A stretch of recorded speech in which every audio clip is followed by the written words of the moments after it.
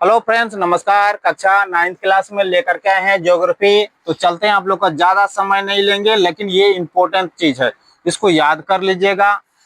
जलवायु इंग्लिश में कहा जाता है क्लाइमेट। अध्याय 4 है, बुक का नाम है एनसीईआरटी के माध्यम से पढ़ाया जा रहा है। ध्यान से समझना है। मानसूनी शब्द की उत्पत्ति यानी मानसूनी शब्द का जो निर्माण होता है ना, वो अरबी शब्द है। कौन शब्द है पूछेगा?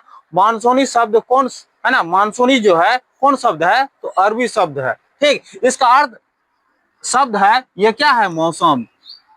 क्या है? मौसम। ध्यान से समझना। दूसरा बात क्या है? मानसून का शाब्दिक अर्थ एक वर्ष के दौरान, यानी मानसून का कोई बोलता है आखिर मानसून का शाब्दिक अर्थ क्या होता है, अरे उसका मीनिंग क्या होता है?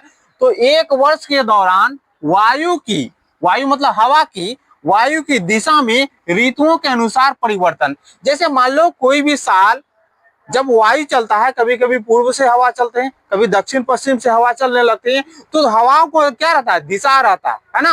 वो दिशा में क्या होता है? परिवर्तन होता है। जैसे मान लो हवा इधर से जा रही है ना, अब मान लीजिए हवा इधर से जा रही है, फिर ये हवा, अब देखिए इधर से जब पश्चिम से किधर जाएगी? उत्तर की ओर।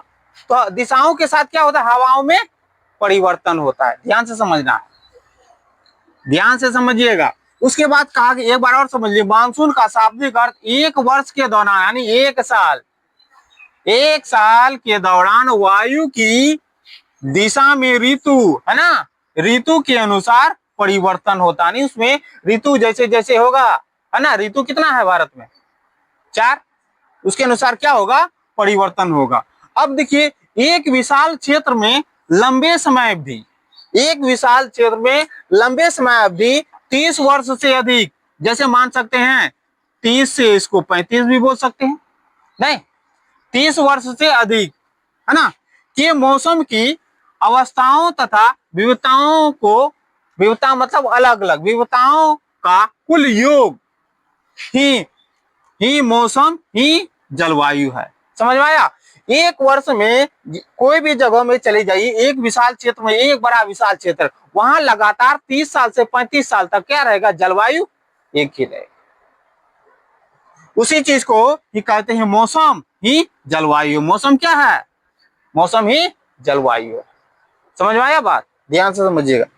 यहां ध्यान से देखो, मौसम एक विशेष समय के क्षेत्र में वायुमंडल की अवस्थाओं को बताता। मौसम क्या करता है? किसी भी क्षेत्र में चले जाइएगा ना, वहां एक विशेष क्या रहेगा? समय रहेगा, है ना। और समय में एक क्षेत्र मतलब एक जगह के बारे में, एक क्षेत्र के वायुमंडल की अवस्थाओं को क्या करता है? बताता है। जैसे आप लोग को पढ़े होंगे क्षोभ मंडल, समताप मंडल, आयन मंडल, मध्य मंडल, ये सारा अवस्थाओं को क्या करता है? बताता है।